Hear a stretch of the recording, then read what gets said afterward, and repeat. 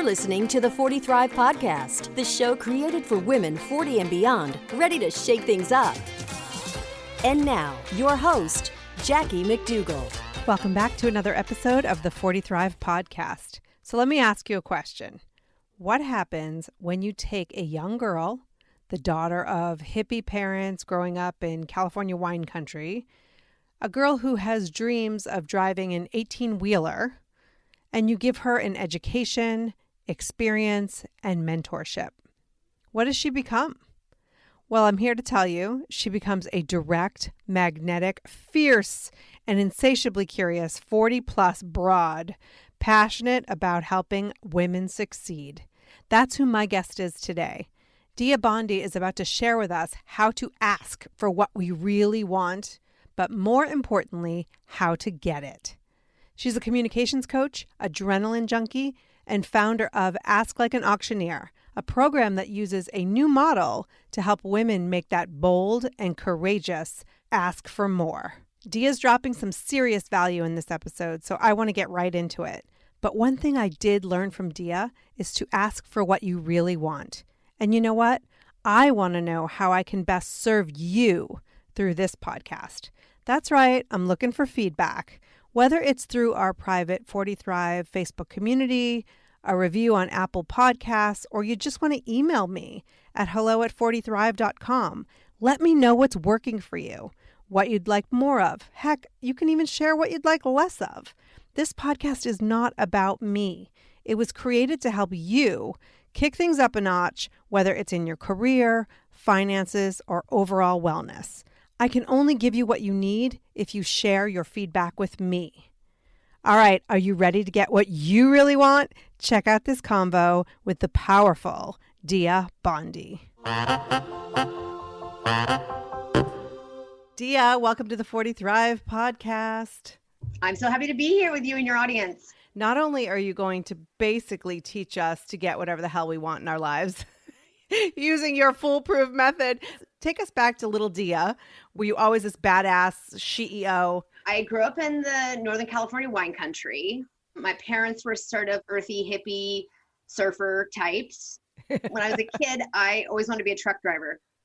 You know, all my friends were like, I want to be a fireman, I want to be a nurse, I want to be a teacher, and I always wanted to be a truck driver. And I think looking back on that, it makes sense to me because I'm like, there's something about having my own big shiny truck and being the only woman out on the open road that could handle an 18-wheeler, rolling into a truck stop and just like letting everyone's jaws drop at how hot and rogue and independent I was. So you didn't become a truck driver. What did you do instead? I've been self-employed since the beginning. You know, I've always been in the hustle zone. Instead of working on campus in college, I got a certification to teach group fitness, and I taught at, 8 different clubs, 10 to 12, 15 classes a week all over the county where I worked. And because $50 an hour is better than at that time, $7 an hour. And I loved it that I didn't have to ask anybody for time off. I could just swap it out as I wanted to. Like I got to drive my 18-wheeler anywhere I wanted to go, basically. And then later, through college and past, it just actually the world of fitness really informed a lot about what I care about and do now in my coaching practice, which is really about helping people really be embodied and bring themselves forward, fully like present to themselves, and finding ways to get to that through their physicality was what lit me up then. And now how I get to that is working with people in business, but still really aiming at how do I help folks I work with, either in my communications coaching work or this Ask project that we're talking about today. How do I help them be as embodied and present to what they want and step forward into it? How did you shift from coaching people in that physical space into the more business side? Honestly, how I made the jump is that I was unembarrassed about talking about what the hell I wanted to everybody in the world. And I didn't have a name for the thing I wanted to do, but I talked about the characteristics that I wanted in my professional life outside of fitness, when I thought about my career, the thing I put on a suit to go do, where I felt legit. I was really unembarrassed about telling everybody about, here's what I want. I don't know where that lives. And spent the next year really looking at how do I want to spend my time? And what impact do I want to have in that time? I didn't want to get on a corporate ladder and climb it for 15 years before I could do what I really wanted to do. I wanted it right now.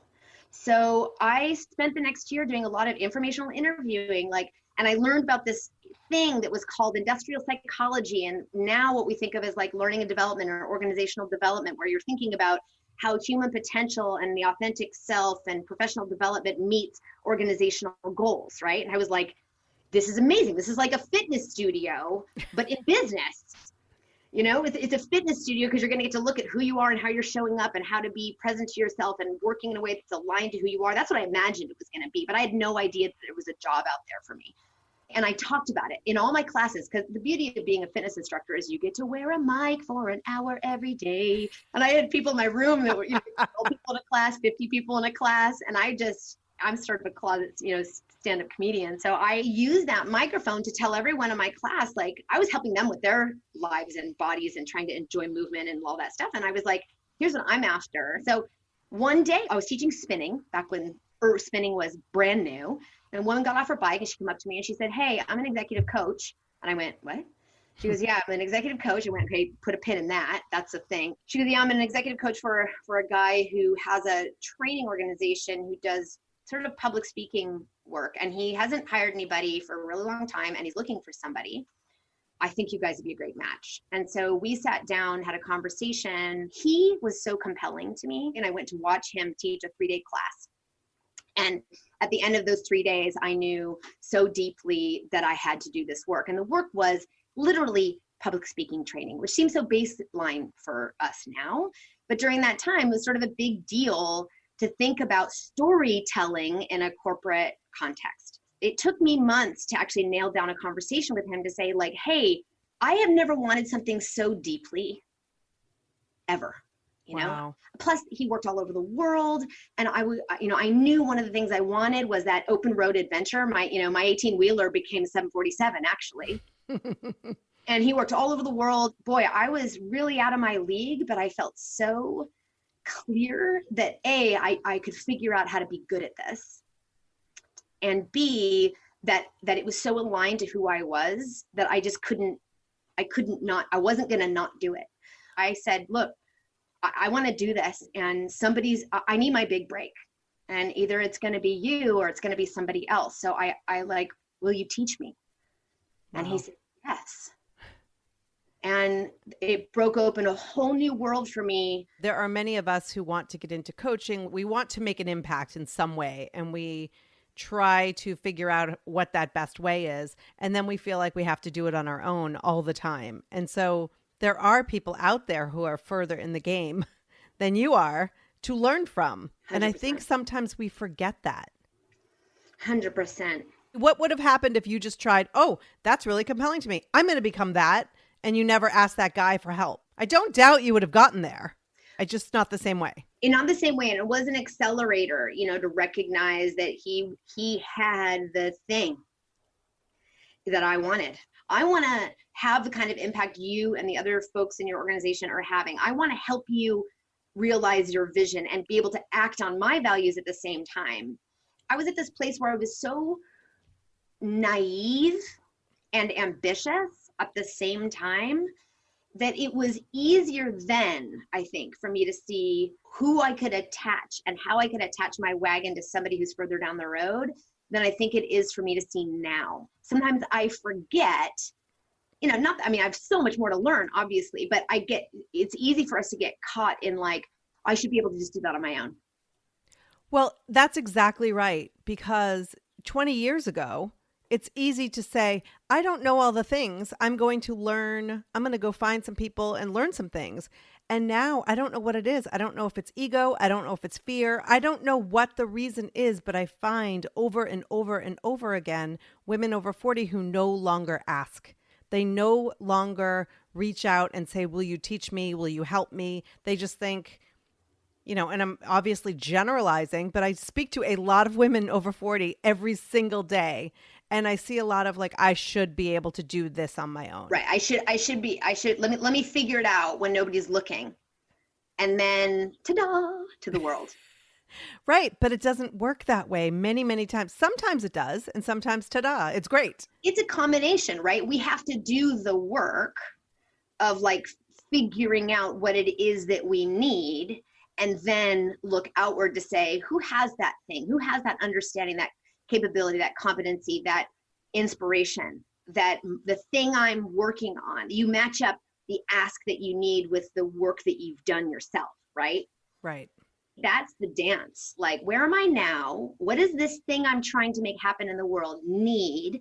Who has that? And where do I go fetch it? What I've experienced is that, well, two things: my own life in the last couple of years, and also in this Ask project that I'm doing, that dance, the world actually wants it, because it's wonderful to be able to help somebody in a meaningful way. Absolutely. And how many times are we out there helping other people and taking care of things, but then we're like, oh, I couldn't possibly bother another person. But yet we have meaning or feel meaning doing that for other people. 100%. So you're this badass coach. You're like teaching businesses and like high profile people, communication. You're doing the thing. And then you're like, I should go to auctioneering school. How did that happen? So I have a 12-year-old and a 9-year-old. And years ago, we were part of a preschool co-op. And some of your listeners who are parents are familiar with what those are. All of the mommies and daddies and caregivers in that community, we did an annual fundraiser. And part of that is doing a live auction. And the fundraising committee said, hey, Dia, you're comfortable with the mic. Will you be our live auctioneer? And I was like, I don't know. I don't even know what that is, but okay. Like, it's really a mic and like 200 people looking at me? Fantastic. What shall I wear? I'm in. So we did it, and it was a total blast. Like, I was ridiculous, and it was a total blast. And we raised a lot of money and blah, blah, blah. And, that year I was sitting at dinner with some friends, and we were all sort of talking about bucket list stuff. And I said, you know what I would do? Like, I would actually like be an auctioneer, like as a hobby gig. 9 years later, I'm sort of on a working sabbatical, meaning I kind of shut everything down for a little bit and needed to just spend time with myself again. I went through the artist's way. I, did a bunch of obstacle course racing. I rode my bike to my office every day instead of driving, just slowed my life down for a chunk of time, took some projects, but really wanted to get things quiet for a minute. And in that, I knew that this is something that happens to me about every 7 years. Anyway, in that quiet time, I was like, okay, but in this, I want to learn something, and I want something that isn't like, not me reading my top 10 business books, but like, I wanted to do something weird. And my husband reminded me, like, hey, remember that thing you said you wanted to do? And I was like, oh yeah. So I went to auctioneering school and went to St. Louis for 10 days at a Holiday Inn Express on the side of Route 66. Me and 100 cowboys, and did auctioneering school. And at auctioneering school, you learn about, lifestyle auctioneering as well as real estate auctioning and all that stuff. People are there for lots of reasons. But I think I was the only one who was there for this reason, which was, I recognize that this is not going to be a new career. This is just going to be what I think of as an impact hobby. And I was like, okay, I know what I'm going to do with this. When I get home back to the Bay Area, I am going to use auctioneering. I'm going to focus on doing live auctioneering for fundraisers for nonprofits that are women-led and nonprofits that positively impact the lives of women and girls. Like, that's my lane. And it's been 3 years now, and it's fantastic. I get to work with all kinds of nonprofits and make big, bold asks on behalf of these incredible missions that impact lives every day. It's my way of helping further their mission and grow my impact through their impact. When you're in the middle of making these big asks, what are you discovering about life and those who are afraid to make asks, specifically women over 40? So this thing hit me. It's falling asleep one night, and I was like, God, all these women who are out there putting themselves on the line every day, making changes, making moves, gathering their courage, and going out and making the requests of the world to help them action the thing they want to create. It would be so awesome. What would it be like if women just had a chance? Wouldn't it be cool if all women could kind of have this experience and then draw from what I'm learning here? Wouldn't it be great if all women could just ask like an auctioneer? And I was like, oh my God, I need to actually help women ask like an auctioneer. Why? Because of two core ideas. One is that when I work with women who are building a business or making a career move, and I'm asking the question, like, what is it that you're asking for in this moment that we need to build a story around to make that ask make sense? The answer that I often get is, what do you think I can get? Which means that we are designing calls to action for our businesses, for our dreams, for our aspirations, based on what we think we're going to get a yes to. Right. In auctioneering, we don't do that. We ask until we get a no. And once I get a no in the room, then I know for sure I have maximized the ask potential of that particular item that I'm auctioning. I always go for a no, and then I sell it for one increment less than what I had somebody shake their head at. Get that? So I aim for a no, and once I get a no, I know, oop, I'm right in the zone of maximizing the potential of that ask. But what we do too often is instead in business ask, what do I think I can get? Which means I'm aiming for a yes. Maybe I get a yes right away.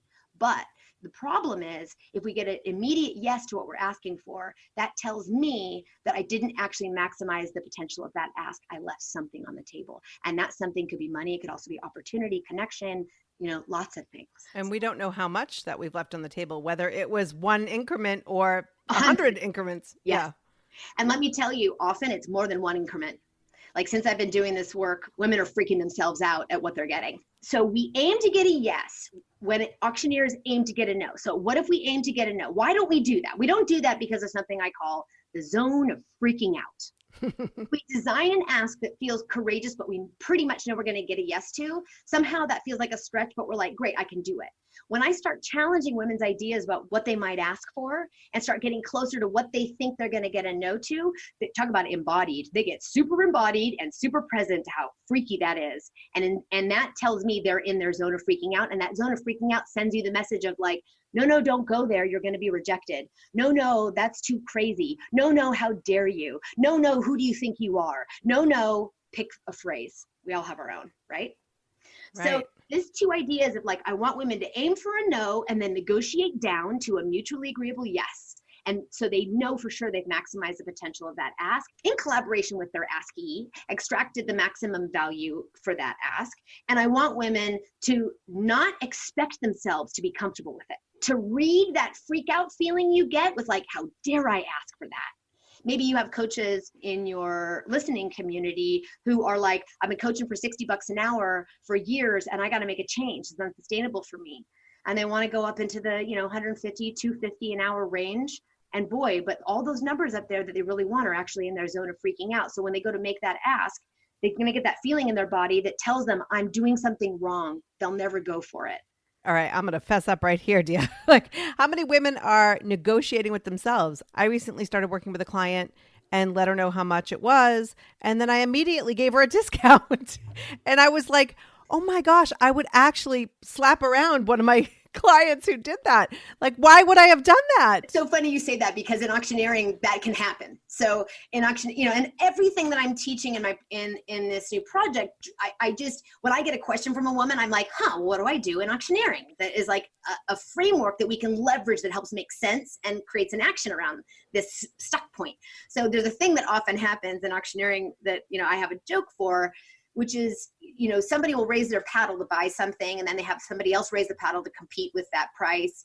And then the first person raises their paddle again and then nobody raises it, but I asked for another increment above what that person has their paddle raised at, and they'll raise it again at that same paddle, essentially competing against themselves, like bidding against themselves. So yes, what you're talking about is the opposite of that though, where we're actually lowering the price against ourselves. Right. And I see that there's something, God, there's so much here I want to talk about, but there is something about us tolerating our power.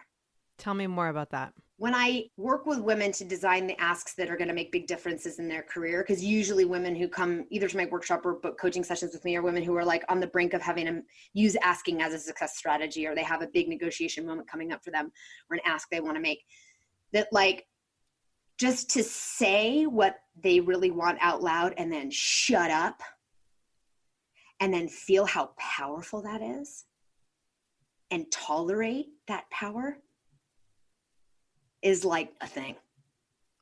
We're so quick to fill the air with our voice. To step on our own jokes. Yes. When I think about women over 40, getting ready for talking to you today, I had a few ideas about sort of where I've been seeing this last year. The themes with talking to women who are over 40 versus talking to women in their maybe 20s. What I've noticed is that, women over 40 are less, they call me less for a level up and more because they're in the middle of a big change. They're Okay. like, great, been doing that for 20 years. I want to do something different now. They're in a change state. And that might not be true for all of you who are listening now, but like it's a trend I'm noticing. They're in a change state, not a level up in my existing path state. Yes. I see it all the time. Starting something new, making a 180 in their career, stepping back into the career after the kids are gone. There's a 180 feeling about it. It's big. Earlier this year, a woman booked with me who a coaching session, and she was exactly that, in the middle of a big pivot. She was had been like a lighting engineer at an architecture firm for 10 years. You know, kiddos are kind of like up and doing their high school thing.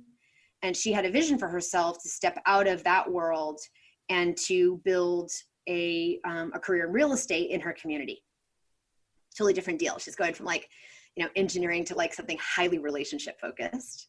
Right. And she was really passionate about helping families find the right home in their community. And she thought of it as like a way to impact folks, not just transactions, right?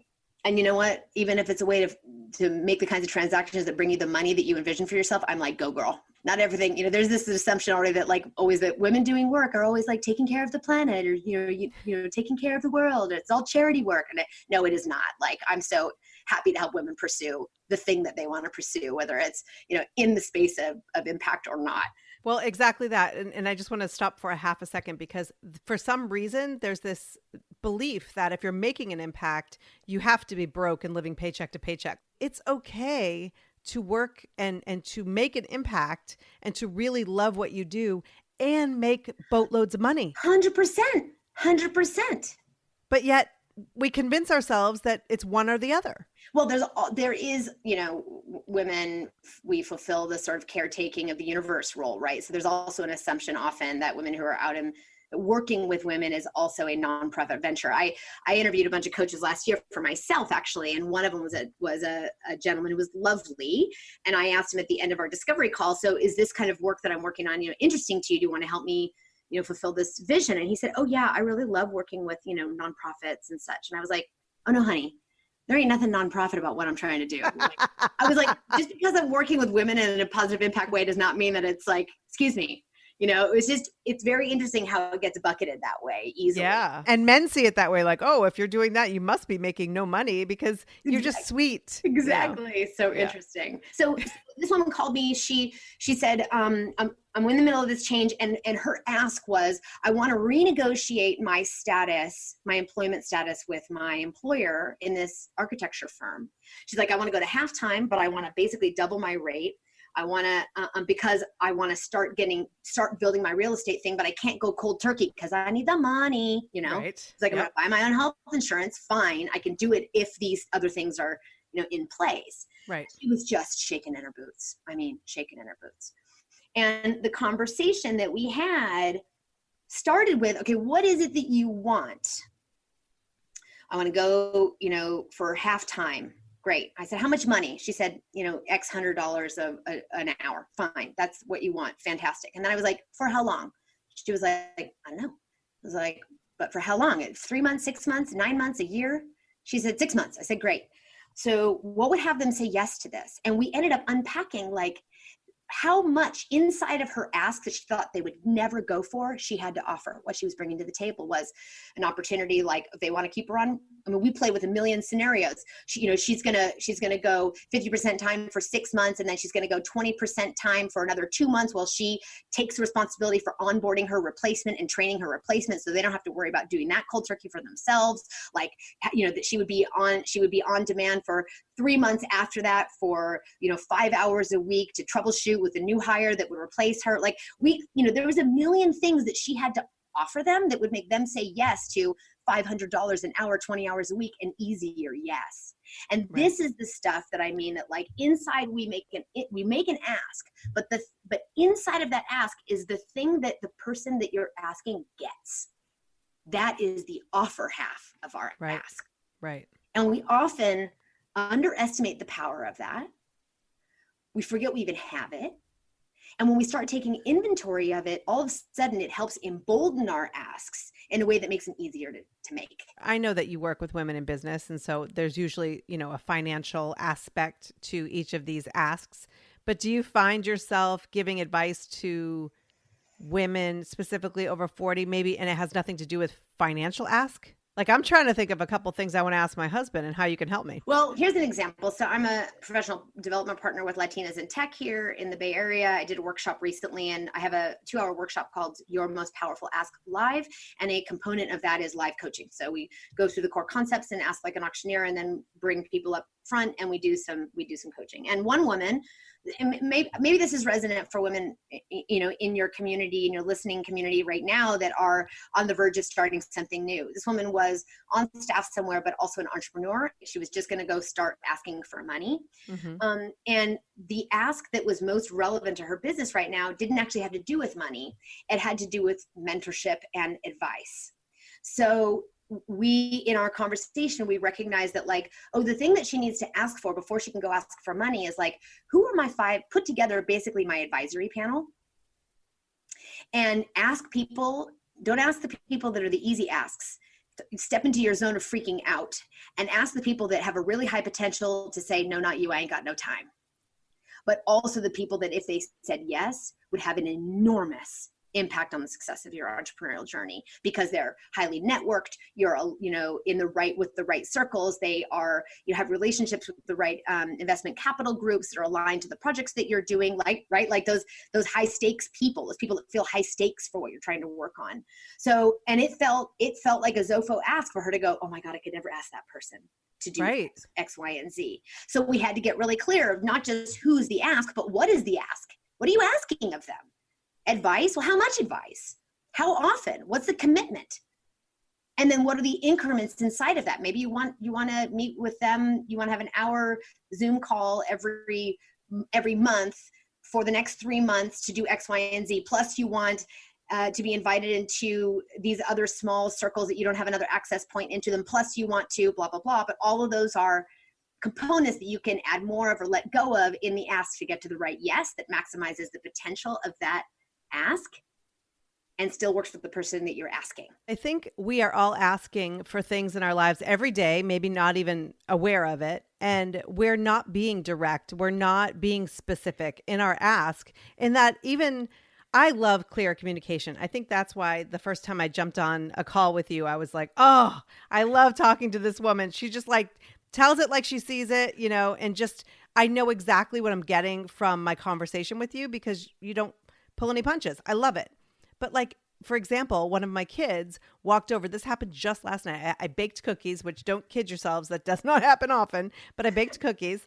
Good job, Mommy. Good job. And thank you. And the child came over, and I'm trying not to out which one, and said oh yeah, those cookies, they were good. I definitely liked those cookies.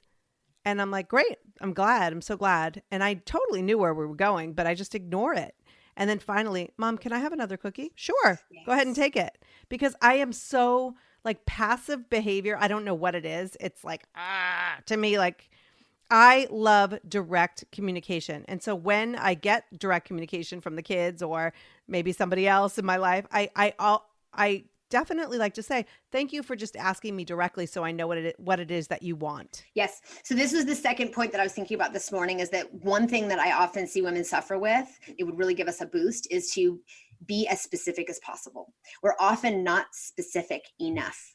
In auctioneering, I'm saying I'm looking for $1,250. Anyone in at $1,250? And then I'm saying very specifically, I'm looking for $1,500. Anyone at $1,500? And I don't get anybody there. I'm going to go, I'm looking for $1,300. Very specifically, I'm looking for $1,300. So we want to be very specific about what our ask is, because people don't know what they're saying yes to otherwise. Right. Now, it also helps us sort of stand in our own power when we get really specific and clear about what we want. Now, I also want to say, though, that being direct does not get us off the hook of storytelling that makes it clear why that direct ask makes sense to the thing that we're trying to make happen, and why it makes sense to the person we're asking. Maybe your listeners have been to these gala kind of events where you do a paddle raise or a fund a need, where you're not actually auctioning an item, but you're just literally asking the room for direct contribution. Right. And people know why they're there. They're there to give, fine. But it doesn't get me off the hook of reminding everyone why their giving matters before I make the ask. So yes, we can be direct and we must, but we also must appreciate and elevate the importance of reminding people about why that direct ask matters to them, to the mission that we're funding, to your entrepreneurial journey, maybe them saying yes to you, to maybe you're looking for a mentor inside your organization. Like, why is their investment in you a payoff for what they want to see in the world? I've seen people do like, oh, I'm making an ask. Let's say I want to get a raise, and then they start to talk about all the things in their life that they need this raise for. The person who has the money, is holding the purse string, does not care about all the things that you need in your life. So that's why you need the raise. You're right. Exactly right that when you do the storytelling, it's directly related to how the raise will actually make their life better. Is that what you're saying? Well, yes. To be direct, yes, that's what I'm talking about. Like, why does it matter that I level up my income at this organization?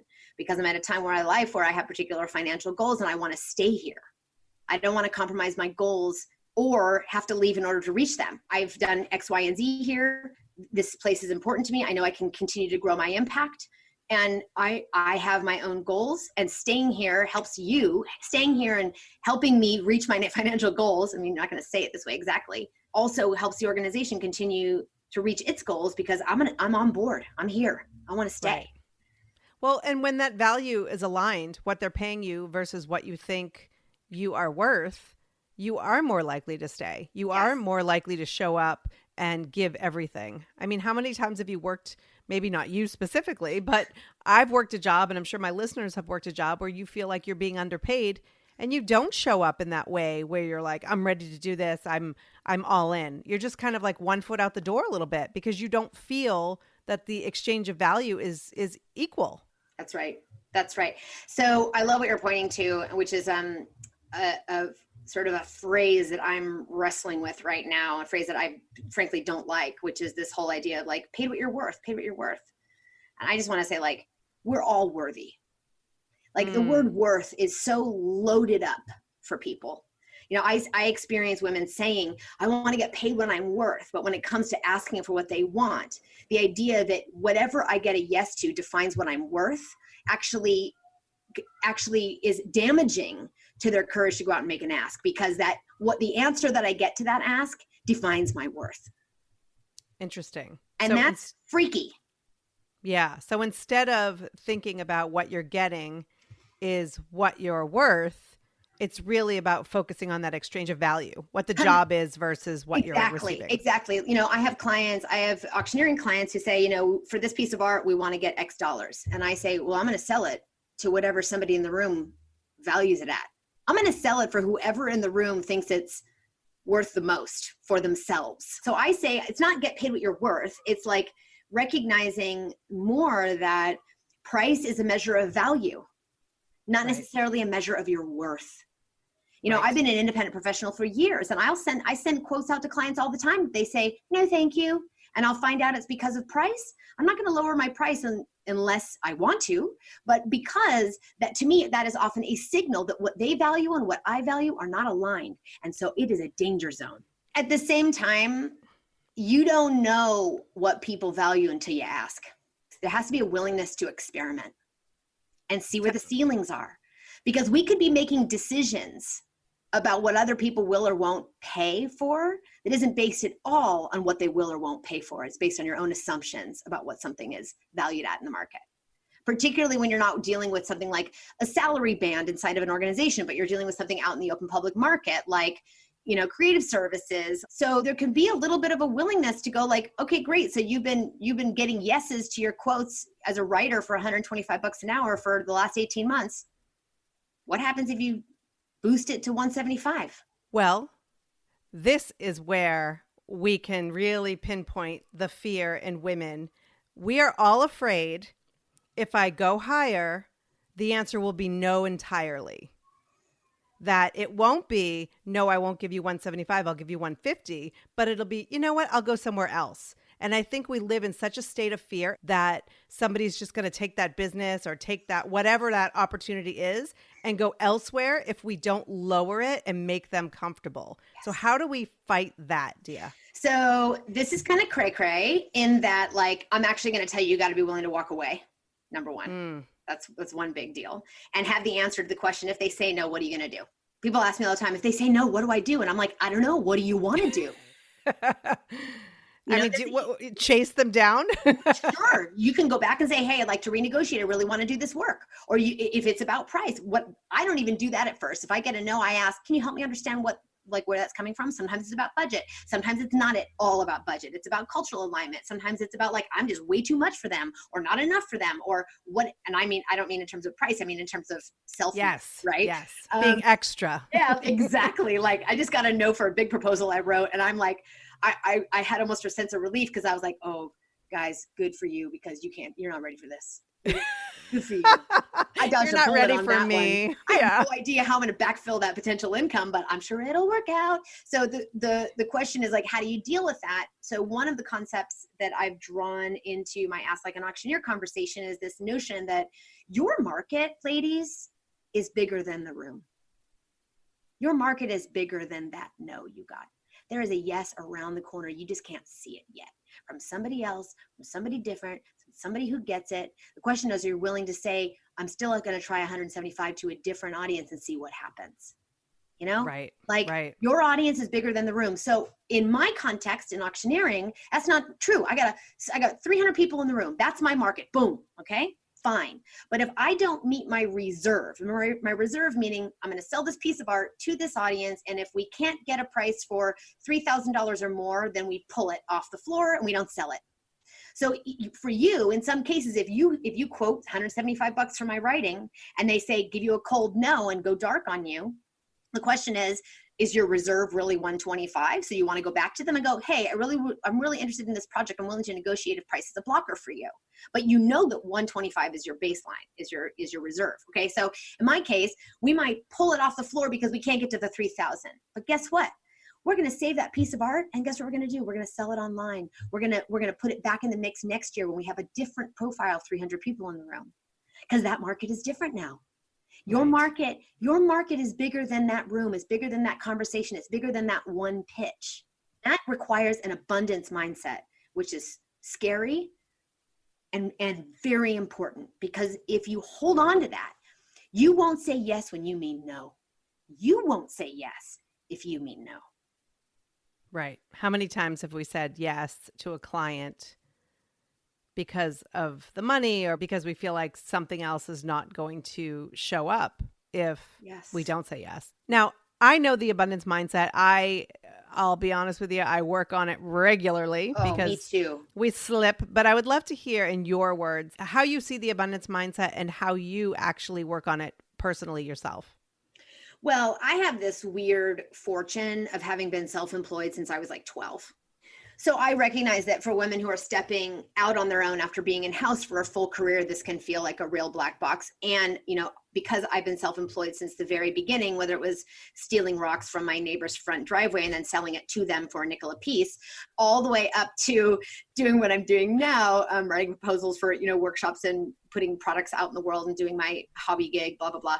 It is odd that a lot of the time when something doesn't work out, something else will fill it. And there's a certain level of trust I have in that inherently. And it's trust and it's belief also. And I don't think it's mysterious to me, but I don't think it's naive because it's happened over and over again. Now, given that, I will also recognize that there are some moments, and for you who are listening, there may be moments where you go out in the world and you start at a place that feels like you can get a yes. You're going to start at a rate that gives you a yes to start to build your confidence. And then pretty soon you're going to be experimenting with raising your rates. And what I want us to all do is to challenge what we think we can get. To challenge that assumption and experiment with that in increments as we go forward, and let that prove to you where the levels are that you want to play. When we go out into the world and we ask for 175 an hour, but we know our reserve is 125, but they won't even meet that. And we have the courage to walk away from it, knowing that around the corner, there's something else. We just can't see it yet. Like start to experiment with that. So you start to trust it. I'm not asking anybody ever to jump off a building without a parachute. We need to be safe so that we can be grounded, but we need to also make sure that we're challenging what we think we can get in the market over and over again, because our own assumptions hold us back. Absolutely. I mean, the assumption sometimes if we're going through something like say you've been, you're going out into the world and you're leaving a job and you assume that people don't have the money to pay you what you believe is worth for that job, and so we start to lower it and you're projecting your own fears onto other people and you're blocking yourself. Totally. In auctioneering, I can't. So what I love about asking and trusting that you can make a big ask and then you can increment down until you stay still above your reserve, or if you can't, you're going to walk away. You have space in there. A no often doesn't fully kill a conversation. It Right. can, but it doesn't always. In auctioneering, I'm externalizing constantly an ask, right? I'm saying $42. No, not 42. How about 41? Not 41. How about 39? Oh, 39. You're in at 39. Anybody in at 40? I'm just following my curiosity to see where everyone is until I can be negotiating down to a penny difference. But we're externalizing it, which means I'm not making a decision for the room about what they'll pay for something or not. Right. I'm putting an ask out there and then seeing. Right. So for us to be willing to go, I don't know, let's see, is a powerful sort of perspective to be in when we're thinking about experimenting with pushing not just our consulting rates, but maybe you're going out for a new job and you're looking for a salary stretch or more equity in the company that you're in, or you want to renegotiate something with your existing employer, or you're going to write that proposal of a lifetime, or you're launching a new company and you need to recruit your board of directors, whatever. And I also noticed that sometimes women will really look at it as an exchange of money for time and not an exchange of money for their expertise. So if you've been working in marketing for 20 years for a company and now you're out on your own, you don't go for that hourly salary you were making before because you have this 20 years of experience. This goes back to that idea I mentioned earlier that so many of the folks that I work with underestimate what their offer is inside of their ask. So, if I'm buying your time, I'm not actually buying your time. I'm buying your blood, sweat, and tears for the last 20 years. Right. Exactly. And I think that we need to be confident in that and what our experience is and what we have to offer now, and not just look at it as an hourly rate. So I'm going to actually offer something a little different, which is to say, I don't actually give a shit if you're confident or not. Because confidence comes from action. What I care about is, are you willing to take an action, make an ask, challenge yourself a little bit in a new way? And then once you go out and make that ask and see what happens, you're going to get confidence from it. We're challenged right now because we're in this confidence trap where we're selling all the time that you need to be confident in order to. I need the confidence too. When instead I think about you need it, confidence is an outcome, not a condition. I want you to say that yes, yes, and yes. So can you just slow it down and just say that again? Okay. So we're in a confidence trap right now where somehow the narrative around doing things that stretch us, we've talked ourselves into believing that we need confidence in order to do it. When what I've seen over and over again is that you don't need confidence to do it. Confidence is an outcome of doing it. 100%. When I talk to women, they say, I need to feel better about making this ask. And I'm like, nope, make it while you feel freaked out and then see what happens. Because if we expect ourselves to feel a certain way in order to do a certain thing, we'll never do the damn thing. Yes. I want to invite you and your listeners, as I invite myself every day, because this stuff's not easy for me either. I'm doing it. It's a practice. I want to invite women into their zone of freaking out. I want them to get familiar with it and go, oh, this is what my zone of freaking out tells me when I'm in the zone of maximum potential for what I'm trying to do. Get familiar with it and not try to kill it. Not try to expect yourself to be perfectly confident in order to go out and make the asks that matter to your business and career. Confidence is an outcome. Be freaking out while you do it. I have a 9-year-old and, she says, she struggles asking her teacher for things because she doesn't want to break the rules and all those gendery things, all those, gender coded things are showing up. She says, Mom, I'm scared. And I'm like, this is what I say all the time to her. I say, like, okay, you can go ahead and ask for what you need while you're scared. It's never, don't be scared. It's never like, no reason to be scared. Bullshit. It's scary. Fine. I'm like, go ahead and do it while you're scared. Yes. Yes. Oh my gosh. You're my spirit animal. And the thing is, you started this conversation talking about being afraid, doing things anyway, asking for what you want, not, just all of these. It's amazing. Like I would never have thought, hey, I'll have an auctioneer on the show and she'll teach us how we can live our lives more boldly by being an auctioneer. Like I love what you're doing because not only are you teaching so many people, women, I focus on women, but you're teaching women and men how to really get what they want or close to what they want in life. But there are so many life lessons here. And the fact that you're using the auctioneering as a marketing tool is brilliant. I mean, that's because there are so many people out there trying to get the attention and dollars of people who want to live a better life. It's funny that you say that because I literally don't even think of it as a marketing tool, although I have a lot of feedback that like, oh my gosh, that's so catchy and marketable. That's so great. Because when I was falling asleep that night, last year thinking about this, I literally said, wouldn't it be great if we all had a chance to ask like an auctioneer? And that like, now it's a URL, it wasn't even like, oh, that's marketing and catchy. And that's all really this is. It's a combination of my years and years working with people on trying to advance their businesses through storytelling in front of audiences, and knowing that asking as a component of that, leveraging what I've learned from auctioneering and using that to supercharge women standing in front of a room or one person or on a call or in front of that one scary email that they're about to send, and helping them supercharge it so that they can get more of what they want, so that they can find the courage to ask boldly, so they can put themselves in control of their own destiny as best they can, so that they can accelerate their goals, so they can have the impact they want to have in their families and in the world. Yes. Yes. And don't wait until you feel confident, ladies. To recognize that, yes, confidence is an outcome, not a condition. You don't have to read that freaked out feeling you get as a sign you're doing something wrong.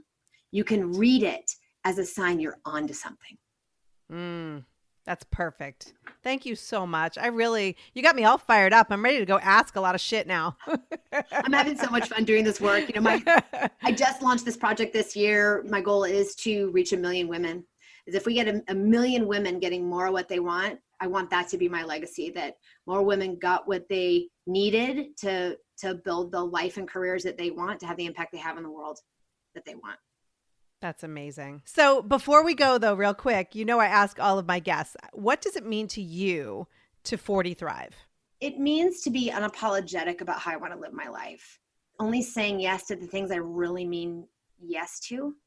And it means saying no to everything I really mean maybe or no to. And to be in that place, my 40s are, I've never been hotter. I've never been more clear about what matters to me. It's about living in alignment, I think. I love it. Absolutely. Dia, thank you so much. I had so much fun. Thanks so much for listening. If you like this episode, please share it with a friend. You know the one. She needs a little boost right now, and this might just do the trick. Until next time, take care and keep thriving.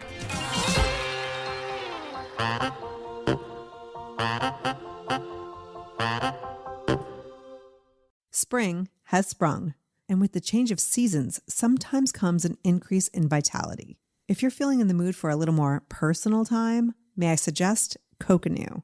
Coconut is all about providing clean and natural ingredients when you're enjoying your most intimate moments, with or without a partner. Naturally safe products developed by people who are obsessed with quality. Get 15% off with promo code GROWNASS at grownasswoman.guide/Coconut. That's 15% off with promo code GROWNASS at grownasswoman.guide/Coconut.